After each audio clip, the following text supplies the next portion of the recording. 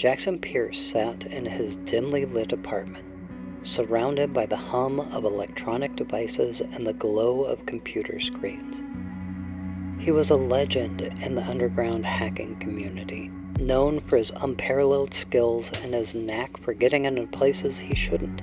But tonight, he wasn't hacking for profit or amusement. He was chasing something different, something that had captured the attention of the entire online world once again. Greier 1428, he muttered to himself, the words rolling off his tongue like a mantra. For years, the enigmatic puzzle had tantalized and frustrated thousands of internet sleuths, all vying to crack its secrets and claim the elusive reward promised by the mysterious group known only as the Cryptographers. Hey everyone, Yarn here, and welcome to this week's Friday Makemup with I Just Want to Tell You a Story. For this Friday's Makemup, we'll be telling the tale of Jackson Pierce. Once again, since we're still a new channel and don't have a whole lot of comments yet, but I do feel like we're starting to come along, so we may be starting just our own comments pretty quickly. But for this week, we're going to borrow from one of our absolute favorite channels on YouTube, Nexpo. Nexpo is a fantastic, brilliant storyteller, so take the time to get over there and check out the channel. There will be a link in the description. We borrowed from his episode, Paranoia.com, an Internet Mystery. The first comment was from Creep Time. His comment was, Internet paranoia is a very real thing. The more we learn, the more I feel like my traffic is being watched. It's just so wildly unregulated. I feel you, man. The second comment comes from Dictum V. They say, fun fact, in 1984, the game Paranoia by Studio West End Games was released. It was an RPG game where you and your friends would play as citizens serving the almighty tyrant computer. It was a parody of the book 1984 by George Orwell. One of the quotes from the game is, "The computer is your friend," which is the same shown in 408. I think Kevin was inspired by this game when he was making the website. It's also an interesting coincidence that the game company went bankrupt in 1998, which is the same year when the website got shut down. Now, the daily writing prompt for today was, vampires are real, what more do you need? So we took those comments, we took the daily prompt, and we came up with a story that we are calling Shadows in the Code. So kick back, relax, and enjoy this week's Friday Makemup. Here it is again. At midnight tonight, every June 6th, the hunt begins. Greier 1428. Every year on this night, somewhere on the web, the Cryptographers release the first puzzles. It's been a legendary internet hunt for decades. Most people believe it's a federal recruiting tool, but no one knows for sure. It always follows the same pattern. Weekly clues and puzzles leading to more enigmatic answers, then into the real world for an opportunity to meet the Cryptographers. The puzzles range from the mundane substitution cipher to the echelons of esoteric knowledge. There are many people on the hunt. They call themselves chasers. It's been rumored that a few people have made it to the end, but they were never heard from again. Jackson Pierce never bothered with it. He had discovered more 0 days than most people, has snooped in the most secure systems on Earth, but he didn't want the glory or fame. He wanted information. Not millions of dollars, but enough to continue doing what he loved. Siphoning off bitcoins from fat cats, disrupting the corrupt banking systems. He wanted equality. Ethical hacking evolved, a digital Robin Hood. This year was different though. After last year's hunt, a good friend of his disappeared. Travis was his name. Travis was good, but he did tend to go on the more flashy side of things. He was well known in the chaser community. Across all the regular congregation platforms, everyone knew Travis. At least they knew him as the Terror. He fancied himself untouchable and had the arrogance to match. However, most people didn't know that it was Jackson that was behind most of the solutions to the cryptographers' puzzles. Jackson didn't know that he was helping with the chase at the time, but Travis came begging for help last year, rambling about how he'd gotten too close to the cryptographers' true nature and they were coming for him. That was the last communication Jackson received from Travis. He's been missing for almost a year now, and Jackson intended to find the truth. At midnight on the dot, in the subreddit r/chasebegins, someone claiming to be a cryptographer posted an image of a white rabbit. It was simple enough. The metadata pointed to a domain, and the page pulled up an animation in Flash of a rabbit going down a hole. It was curious that the cryptographers chose Flash ActionScript. That was something that was abandoned years ago. It was well known as being highly exploitable, so what was their game? Was this how they'd inject the chaser's systems, monitoring progress, or something worse? Jackson was intrigued. Clearly, there was more at stake than a job at the NSA. He watched the subreddit and the Discord, seeing if any reported malware was infecting anyone. So far, no one was talking about attacks. There was lots of chatter about the next puzzle being found, but every year, the cryptographers are very clear. This is a solo mission. No groups can solve the journey and succeed. They had to do it alone. As the days turned into weeks, Jackson delved deeper into the mystery of Greier 1428. He spent hours poring over the clues, dissecting each one with a meticulous eye for detail. And with each new revelation, his doubts grew stronger. There was a pattern emerging. He realized a hidden layer of meaning woven into the fabric of the puzzle. The clues that had once seemed innocuous now took on a sinister significance, pointing towards something darker and more insidious. The clues called back to rare tomes and knowledge from long-gone eras. And then, one night, he stumbled upon something that sent a chill down his spine. Hidden deep within the code of the puzzle was a series of encrypted messages. Messages that seemed to be communicating with something or someone else.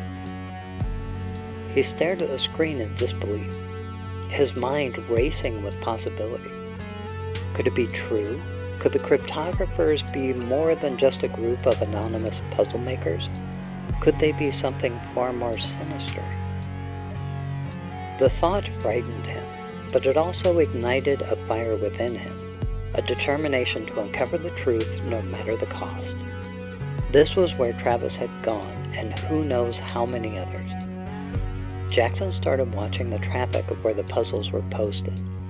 Generally, they were public servers or in educational institutions.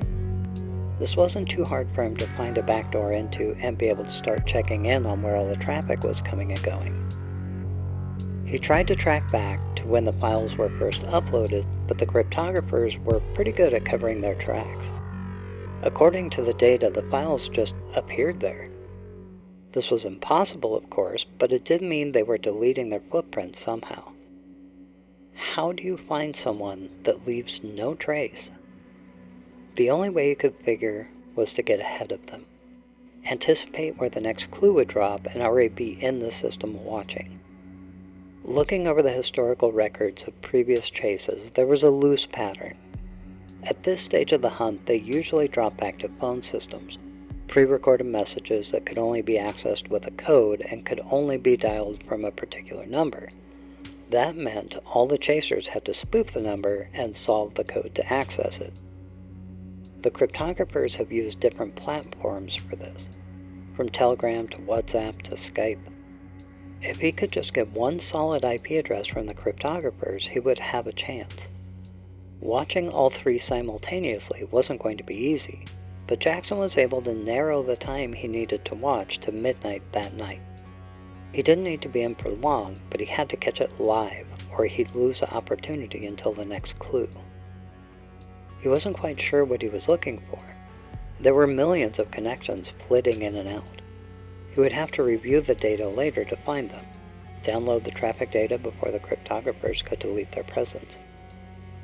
Jackson watched the streams of data, nothing but numbers flowing across the stream. He was waiting for the notification that the clue had been posted. Then he'd immediately stop and capture the data. It seemed to go on forever. He was taking a huge risk being in this many places at once. This wasn't his style. He was more conservative, careful. Then it hit. It had been posted in Telegram. Quickly, Jackson stopped and pulled the traffic data. Sure enough, he saw it. An IP that delivered the clue to the right place. After all these years, Jackson was well versed in IP config data locations. He knew at a glance this one was from outside the US, probably Europe. He scrolled through to see if it was anywhere else in the logs. However, when he scrolled back to the original place, the IP address was gone. Stunned at what had happened, he quickly wrote it down before he forgot it. There was no way this was possible. He had been quiet, didn't raise any alarms, no one knew that he had been in there. Moreover, this was data sitting on his home system, not on a server somewhere, all local to him. They had to be in his system too. Jackson shut down the computer. How? He took every precaution on his home system. He changed his computer every couple of months, he used his own manual VPN, was cautious on every single file he looked at, broke the copyright in every game, cracked operating system source codes. How could they have possibly gotten into his system? Then his phone rang. Looking at the phone, it wasn't lit up. How could it be ringing? Then a voice came in through the speakerphone, even though Jackson had never answered it. It was Travis. He recognized it immediately. Travis only said, "They saw you snipping, run." Then the call ended. Jackson sat in stunned silence. What the hell just happened? Not sure what to do, he grabbed a few things and left. He wasn't sure where to go. He drove for hours until the daylight was coming up. There were a few friends in the community the next city over, so he'd just have to go over unannounced. No phone, no computer. He felt naked. Jackson arrived at a fellow hacker's apartment named Cyrus. Cyrus didn't know what Jackson looked like. They had never met IRL, but Cyrus seemed to be a good man, always submitting vulnerability disclosures to companies. It wasn't lucrative, but it was admirable. Jackson was less interested in protecting big companies that bled the consumer dry, so they didn't always see eye to eye on what to do about an open window when it was found. Regardless, Jackson needed help. After a brief exchange and some convincing, Cyrus let Jackson in. Jackson told him about his experience, the Cryptographers. Something sinister was happening, something big. He was scared. Cyrus asked for the IP and they tried connecting to it. But it was a redirect that led right into a trap. There was some sort of Java injection that fried Cyrus's computer. It had to be overclocking the CPU somehow, but how could that code have gotten into the BIOS so quickly and without any intervention from the user? It's not like Cyrus didn't take the precautions before connecting to it. Then Cyrus got a notification on his phone. It was a GIF of a house burning. Jackson recognized it right away. It was his house. There was a message scrawled across the GIF. "Can't wait to meet you." Cyrus threw his phone and kicked Jackson out. Whatever this was, he didn't want a part of it. Jackson wasn't sure where to go next. Who were these people? Who had such power and resources? He dealt with the US government plenty, but this was far beyond anything he'd seen from them. Not sure where else to go, he went to the mall, get something to eat, clear his head. It was around lunchtime, crowds of people. Good. Jackson wanted to blend in, disappear. He sat down with some chicken and rice. He had to get back online to figure this out. Check up on the chase, see if anyone else has been targeted. Just a few bites in, and suddenly he heard someone say his name. Frozen in fear, he slowly turned to look, but it was just a sea of people. Then it came again, and again, from many directions at once. People were stopping and staring at their phones. All of the phones were loudly yelling Jackson's name. He got up and ran. As he moved, the voice followed, jumping from phone to phone as he passed them. It wasn't Travis this time, but an older man's voice. It was the same message over and over. It followed Jackson everywhere he turned. Jackson Pierce, 7:30 p.m., public library, a friend. Not feeling like he had much of a choice, he went to the library and waited. He avoided people as best he could and didn't want to risk going near a computer, so he sat in his car, waiting. This was no mere recruiting tool, not some innocent game. Something deeper, darker. Every person that walked by his car caused him to jump. He was hyper-vigilant. Even sitting in the corner of the car park and limiting the directions people could walk from was no less comforting. His nerves were on edge. Finally, it was after 7 p.m. Jackson wasn't sure what to expect. It was twilight now. The sun was casting its last rays. The library closed at 6 p.m., so the car park was mostly clear. Just a few stragglers here and there. Then there was a knock on the passenger window. There were two young and well-dressed men standing there. They asked, "Jackson?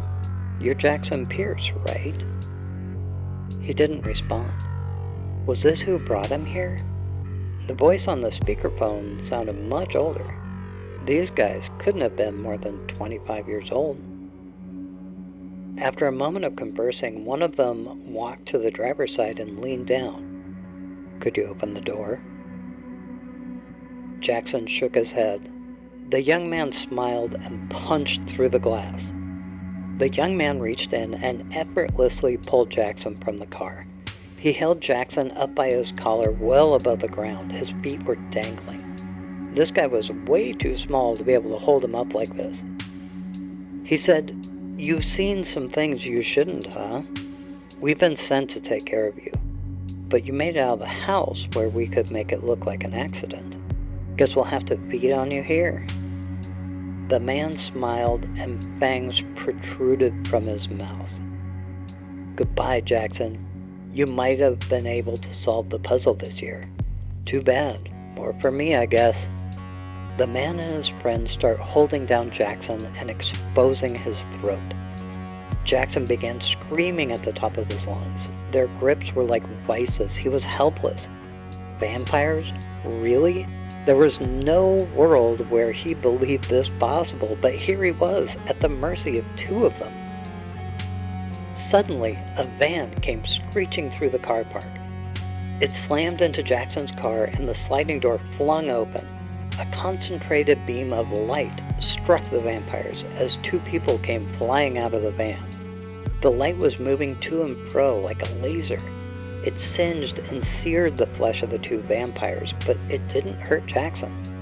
It was a man and a woman that came from the van. They were going toe-to-toe with Jackson's two attackers. One of the vamps suddenly burst into flames. The woman had struck deep with a stake into the vampire's chest. The second one was still grappling with the man from the van. The vampire cried out in anger, seeing his friend reduced to ash. The light caught him in the arm, though, and sliced it clean off. A few more well-placed punches, and the vamp was down. Not dead, but unconscious.